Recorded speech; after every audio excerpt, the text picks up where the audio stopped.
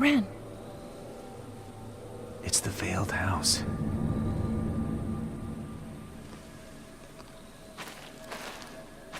Is someone there? Let's go in.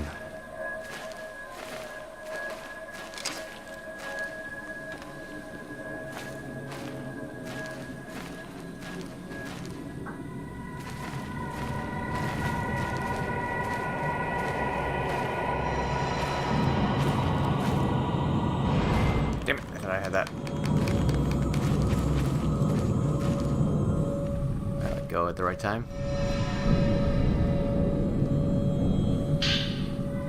Oh, 61. Okay. Actually kind of running low on the other one because I've been using that 4-shot. This one is filled an awful lot.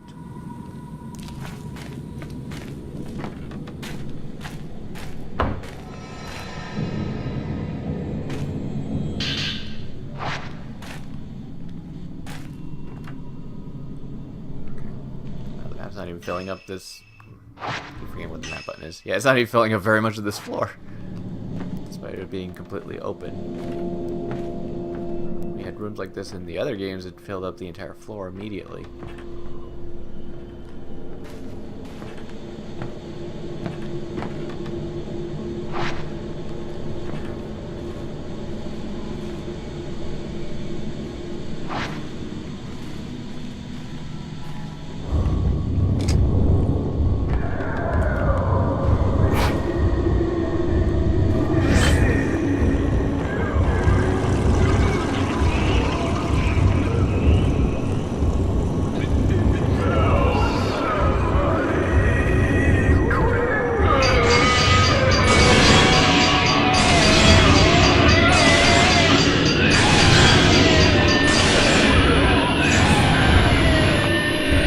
Type 7's good enough for this guy.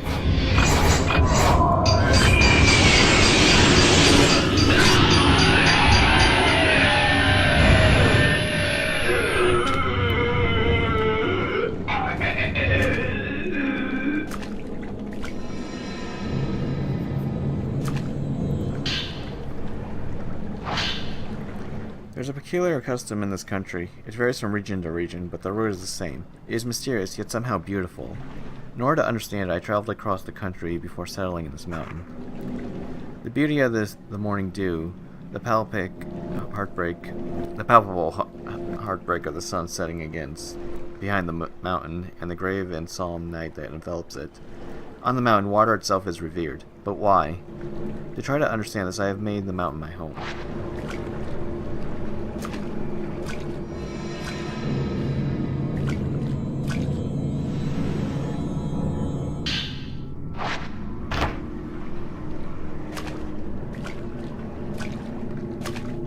Check. Turn about the wall. What is black? No, it's smelly.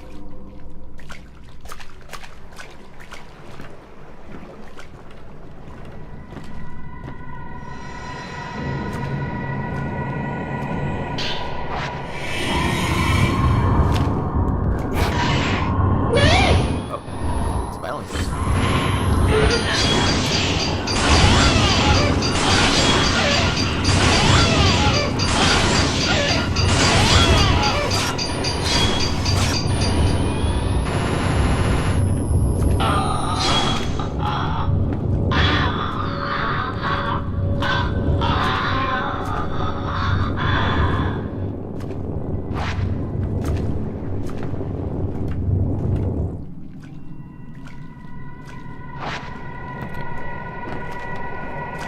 Not much left.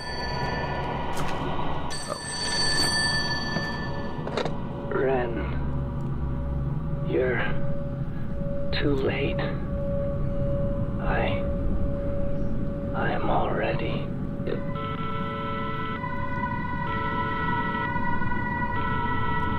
Kazuya? Really? Is that him? This is just like that picture you were looking at. Kazuya. Kazuya.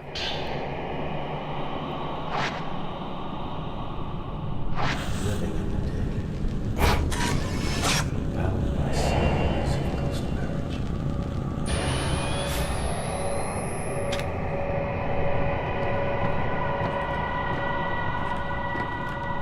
it's like Fatal Frame. It's like Persona 5 all over again. Me trying to correct the voice actors on their pronunciation of some of these names. And I know I'm not doing perfect of it myself, but still.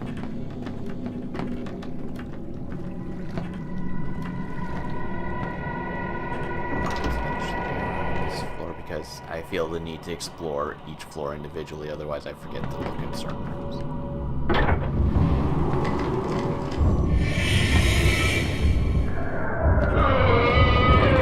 Hello. Where'd Rui go?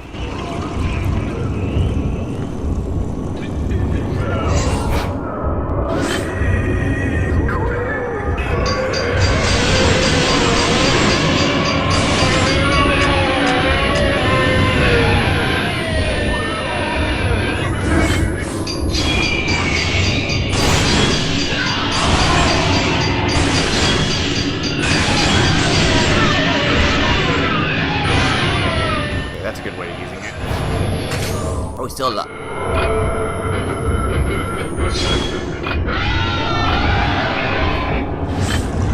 There's another one.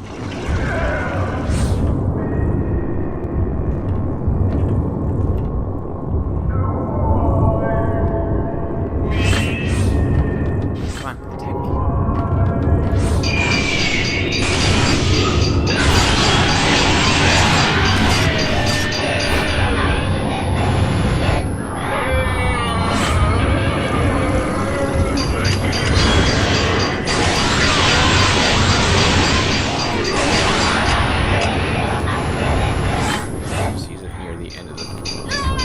Rui!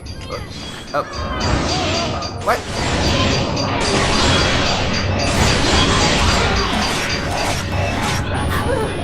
Rui's still behind the door. I need to stop attacking my cute tomboy girl.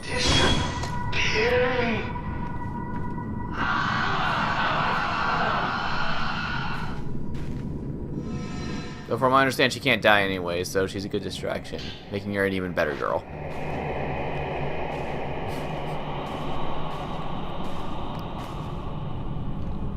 Okay, I got stuck there for a second.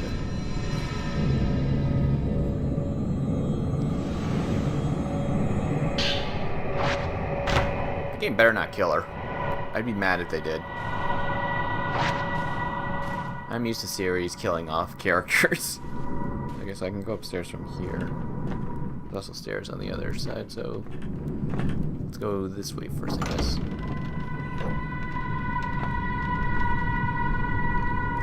Oh. Nice teleport there. Oh, whoops.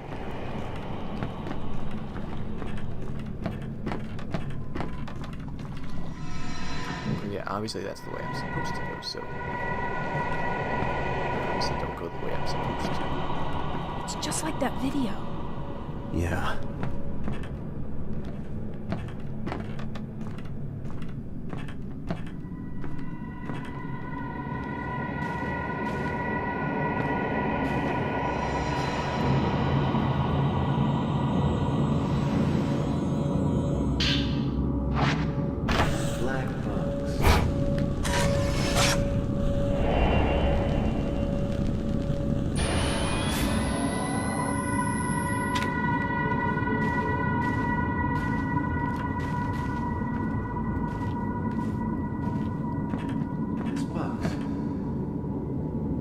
There's something inside of it. What is within? What is its purpose? There's been submerged in its way around too.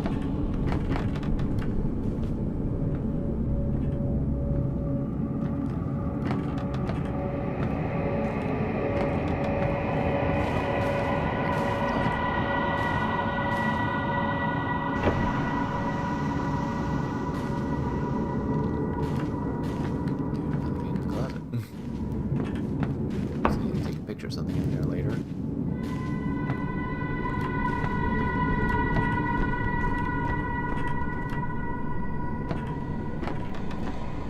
Oh, there's a door down here I missed.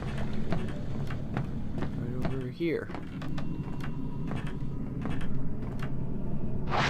Okay, never mind then. It's marked as red now. So now I know I can't go in there.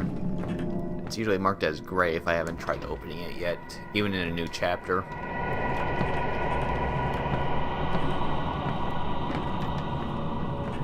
Well, for all I know, that doll room probably might have been locked, and I didn't know I was going to be forced to go over into that one spot. The photo is calling to me.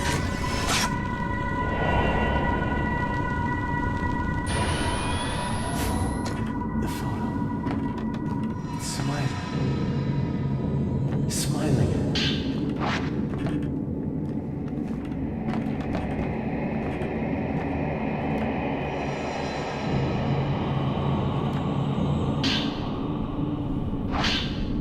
Postmortem photography made its way over from the west along with the spread of the camera. When photography was still rare, images of the deceased helped the surviving family members deal with their grief. Postmortem photographs that still exist in Japan use the same methodology as their Western counterparts, but the significance seemed to differ. Those taken here in Mount Hikami region especially seem to embody a certain melancholic beauty. I believe these photos are the work of a scientist named Kunihiko Aso. Oh, there's a U missing in his name now. Whatever. Having researched photos from other areas as well, it seems that he was the one behind many of them. His surviving records indicate a determination to use photography as to capture the soul.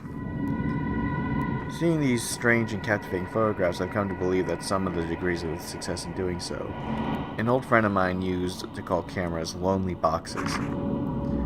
I'm not sure if he meant the subject appears trapped alone inside the dark box when viewed from the viewfinder, or looking through the viewfinder meant peering out through the dark all alone.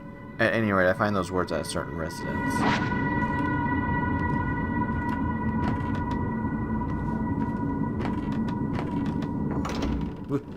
Rui, please. You're spooking me more than the ghost at this point.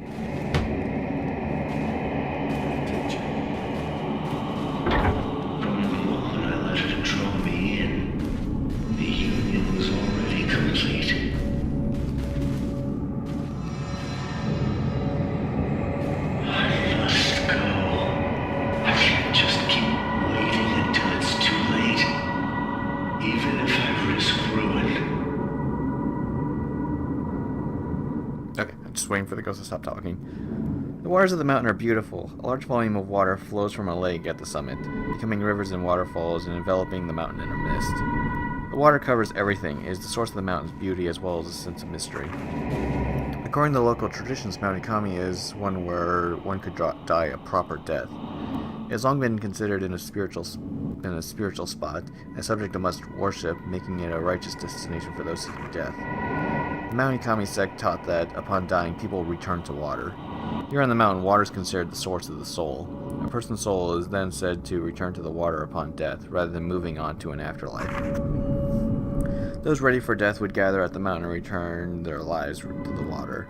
Water connects everything. To look at this scenery, I can understand how it has become a spiritual place, a place fit for passing from this world. I'm glad I came here. The people on this mountain have a yearning for death. That is to say, they have a yearning for water and a yearning for nature. Life and death are both connected to water.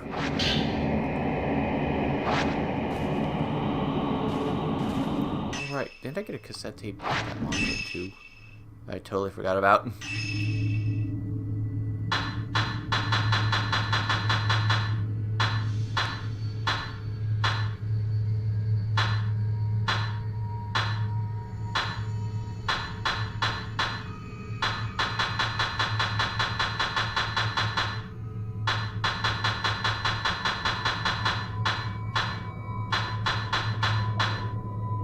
Stuff on these. So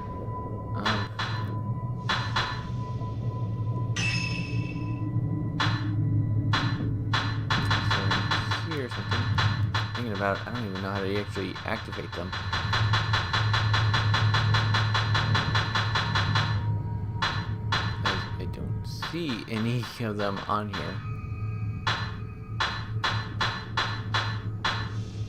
I can't go through this a little faster. These aren't even sorted all that well, are they? Okay.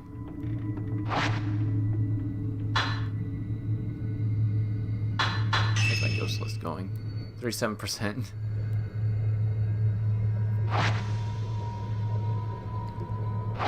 Okay.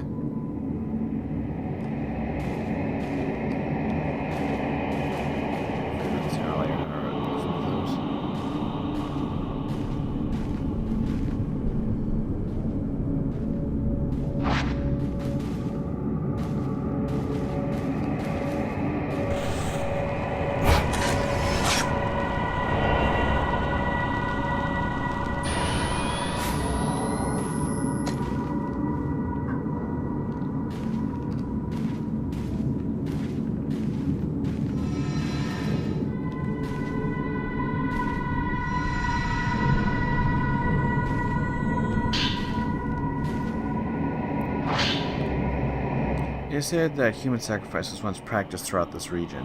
Rather than returning people to the water upon death, the ritual involved placing so-called pillars in special requelaries and sending them to the water while still alive. It was the role of shrine maidens to become such pillars. They would take on memories of the dying and therefore return to the water themselves. In doing so, it was believed the subjects would continue living on as pillars. In Japan, there was once a sect of Buddhist monks that would inter themselves in boxes and buried underground for the sake of enlightenment. These monks were said to show that they were still alive by ringing bells and chanting. This practice may be related. But what did the maidens who become pillars fear or hope to appease?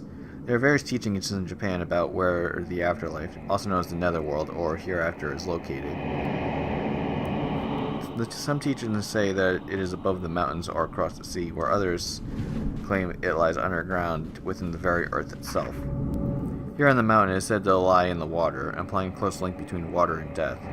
The pillars within the requelaries would then be a pillar placed close to death, but would go on living. Perhaps it is the special requelaries that allowed them to evade death and continue living, frozen in time. It is thought that perpetuating these pillars allowed those close to death to live longer lives. In a sense, it was believed that proximity to death helped develop resistance to it. Ren!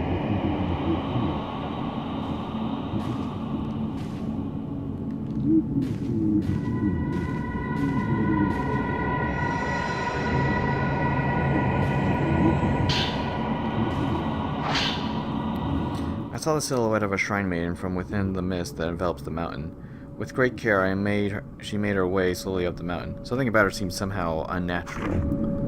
I've been told there are no more shrine maidens on the mountain now. Long ago, many maidens were murdered here. Perhaps they returned to the water.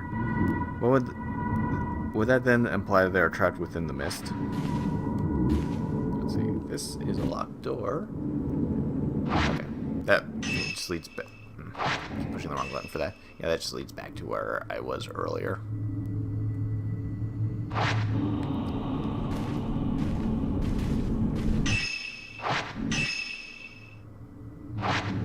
You can even go right back to the last checkpoint if you want to catch ghosts that you managed to miss like that.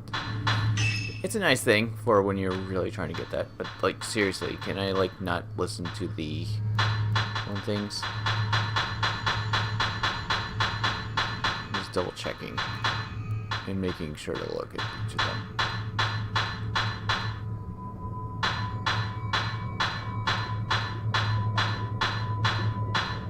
Okay. Damn it. Ah! No! Okay, so they are there.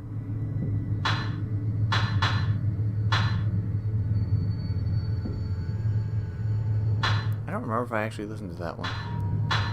Did I? I mean, that one says... I must...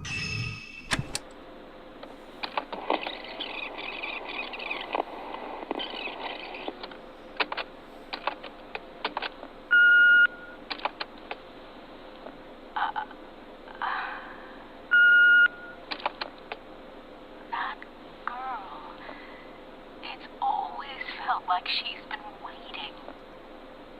She never said anything about it to me, but I can feel it. I doubt she remembers much about her real mother. She must be wondering where she is, though, and whether she's still alive. This is Sachi Iyama. I'll call you back later.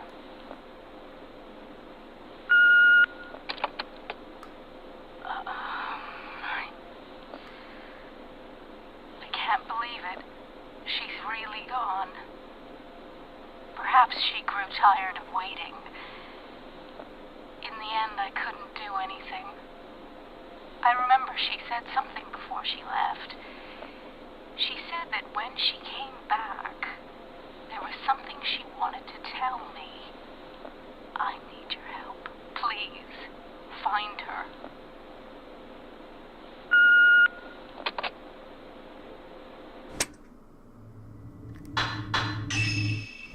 The Shrine Maidens were sacrificed as pillars. But to what purpose? Pillars from the shrines of other mountains, too, were routinely brought in as part of this custom. But through sacrifice, what did they aim to appease? The people of this region used to practice human sacrifice. Those who had died but were revived were considered strong pillars. Being touched by death must make for a stronger pillar.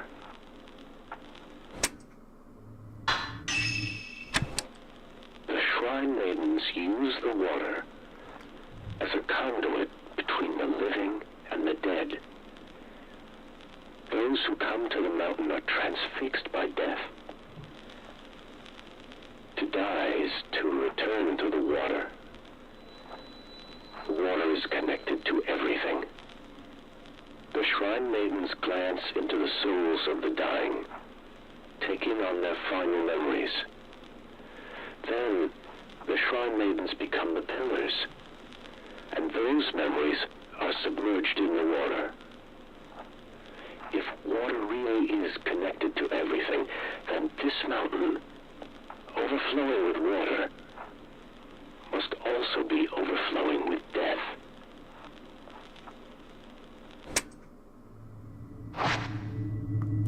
Very good. Are those taken care of?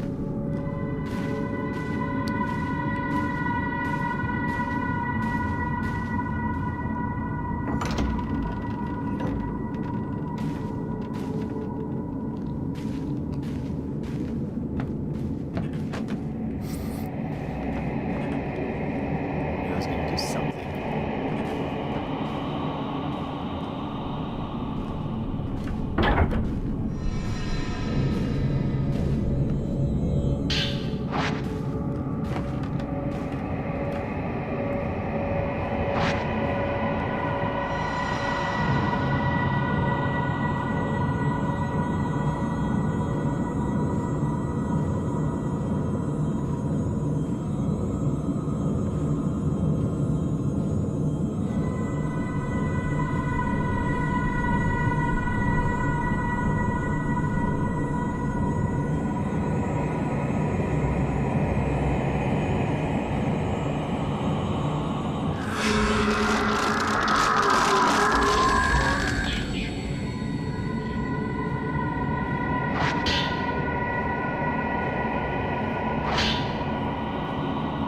Mount Ikami seems to have been both revered and feared as a mountain of death, where only those who prepared to die may enter, and those who visited were never allowed to leave. Visitors to the mountain had to pass through a shrine grove at the foot of the mountain, where the shrine maidens kept strict watch and allowing only the qualified, that is, the dying, to enter. Today the shrine at this grove has been rebuilt as an inn, whose innkeeper kindly let me borrow the records of the time period. The records from the shrine's final year list one individual who was able to leave the mountain alive. Kunihiko Aso, of course. After taking his post-mortem photographs, it seems he was invited to the mountain to photograph the maidens. I had heard his research into the hereafter allowed him to develop a special camera. If I could see those photos of the shrine maidens taken on this special camera, I'm certain I could have come closer to unraveling the mysteries of Mount Hikami. When invited to the mountain, it is said that he was allowed into the house visited only by a select few individuals. If I were invited into the mountain, would I be able to reach this place too? I truly wish I could. He's involved with everything, in some way.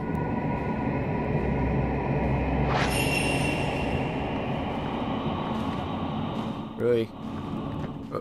Rui. Oh no. Where'd she go?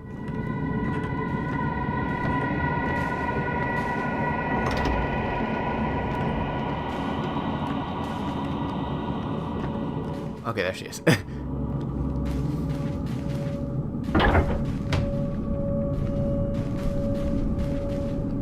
to check.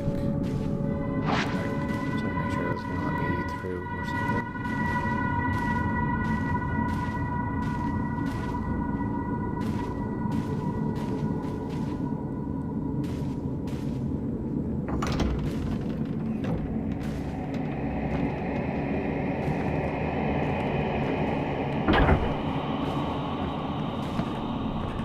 Really, please.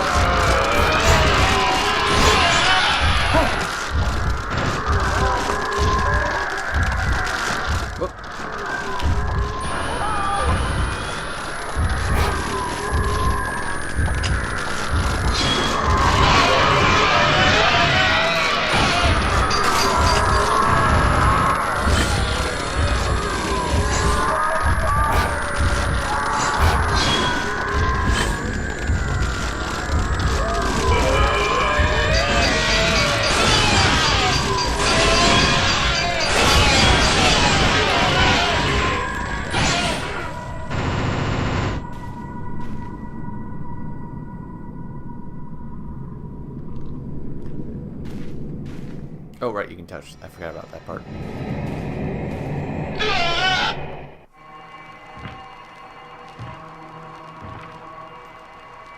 I made it. At last. She's waiting for me inside this house.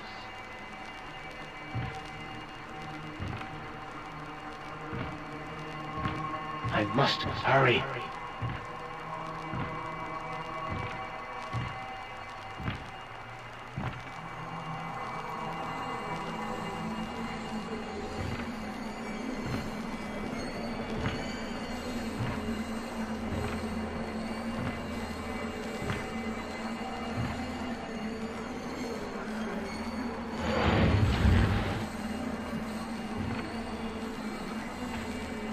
You came for me.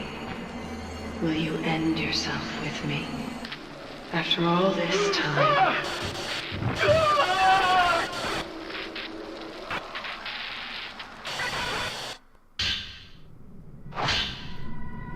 On the way to the summit, I found a photo on a small path lined with spider lilies. The path seemed to head into the forest, but has become overgrown and impassable.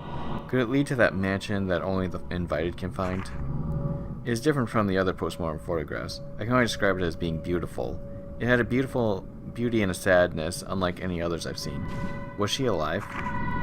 As soon as I thought how beautiful she was, I was bound. I heard whispers of love from the photograph. They were words of a curse. Love after death. I must go to that place. My heart has been captivated.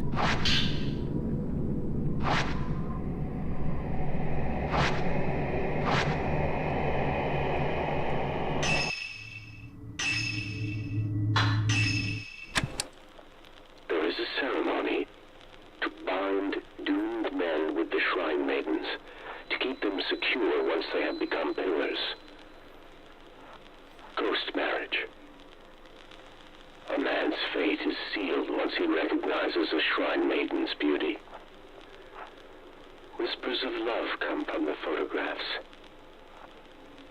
They are a curse. The words are a curse. And yet, my heart is drawn to one word they utter. Suicide.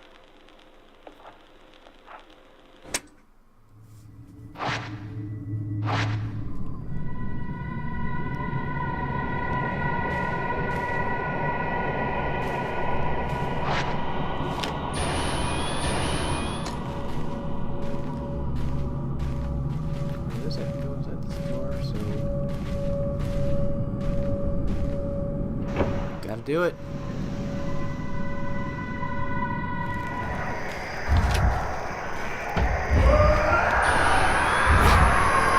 Oh no, not you!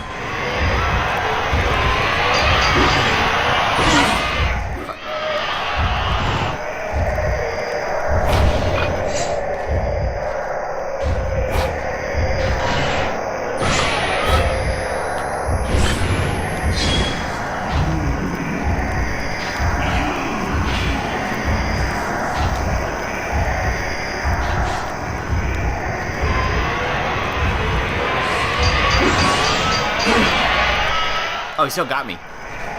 Jeez, he has really long reach.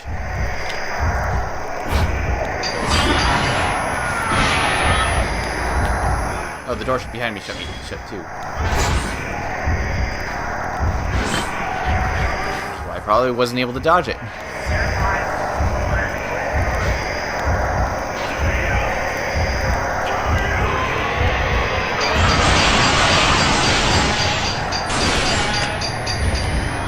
That worked.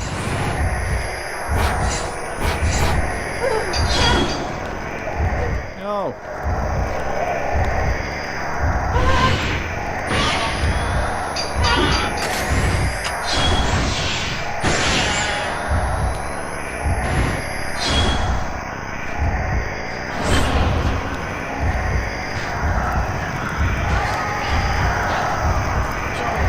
Come on.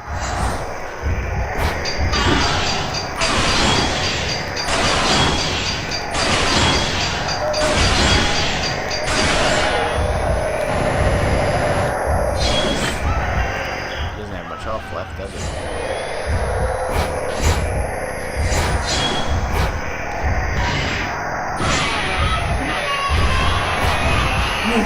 Oh shit.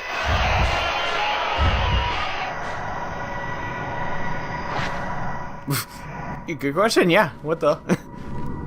He just kind of left. Oh, when I did that, it damaged him enough, and then he did his fire run thing, right? Okay. Makes sense.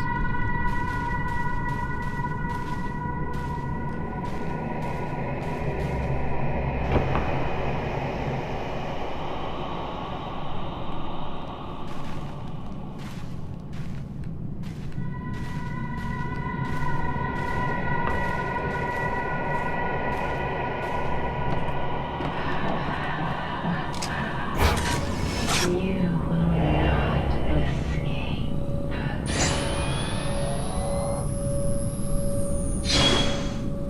Oh, okay. Oh, wow, there's still a decent amount. Okay, that other door back near the beginning is unsealed. There's still more in this place.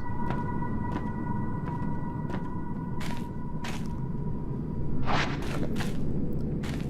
Also, now the tall woman is showing up. I don't think she's been in any of the other Fatal Frame games.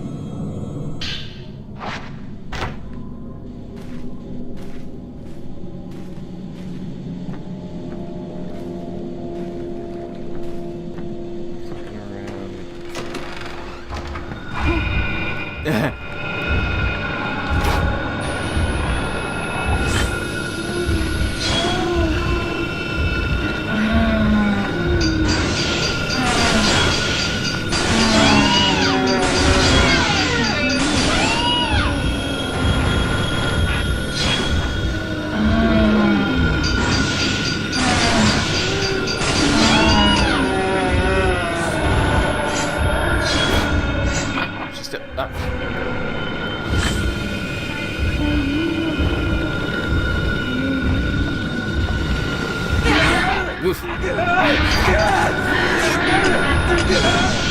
She just shoved her tits in my face and I got hurt. I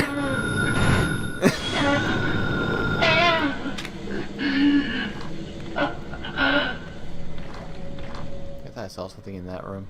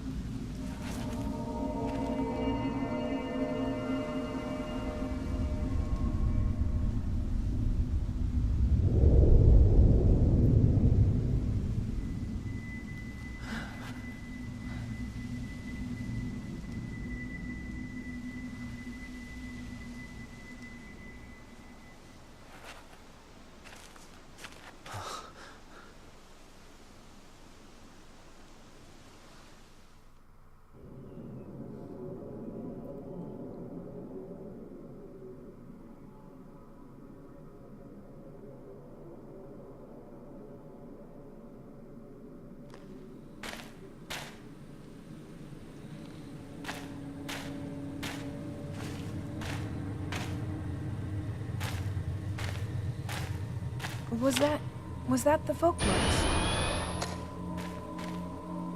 I guess so. Just what is going on this mountain? I'm not sure.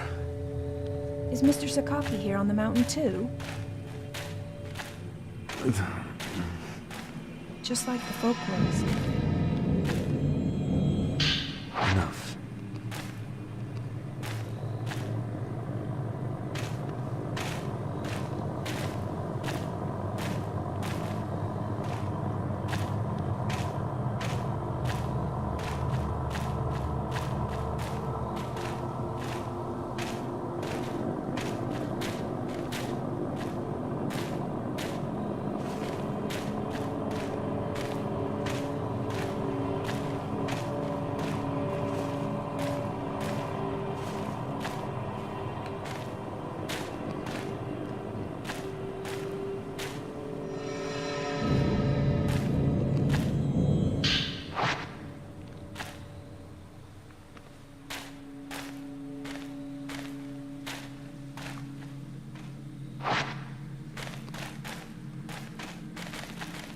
Oh, okay.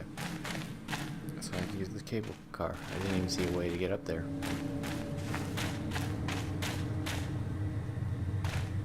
Oh, okay. There's a fence somewhere where I can get up here. Oh, that's it. Okay.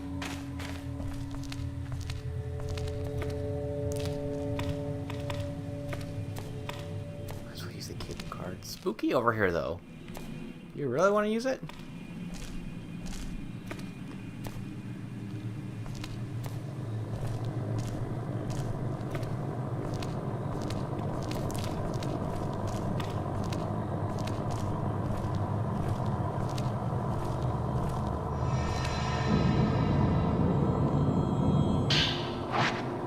Bound to be some kind of ghost over here that got hit by the train. I'd imagine.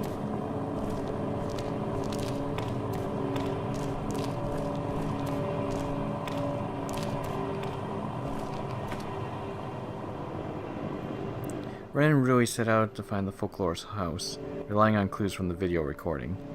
As they passed through the Shrine of Dolls, a white-haired girl from Ren's dream appeared. She asked why he didn't bring her token, then vanished. Ren and Rui arrived at the veiled house where they discovered several of Keiji Watarai's writings on the customs and beliefs surrounding Mahikami. They escaped the house only to see it vanish in the thick of veil mist. Ooh, S rank.